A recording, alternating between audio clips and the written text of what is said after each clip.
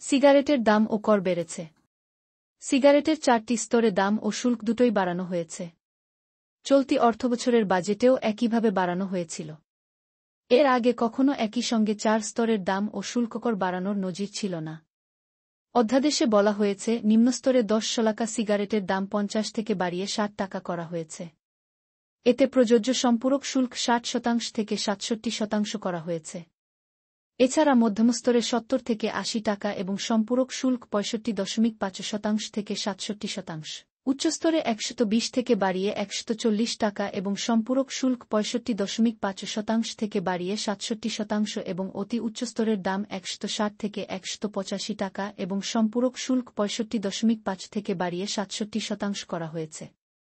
Limestone ও ডলোমাইটে 10% হারে সম্পূরক শুল্ক বসানো হয়েছে। এতদিন সিগারেটের ক্ষেত্রে সম্পূরক শুল্ক নিম্নস্তরে অন্য 3 স্তরের তুলনায় কম রাখা হতো। এবারই প্রথম সম্পূরক শুল্ক এক হারে নেওয়া হল।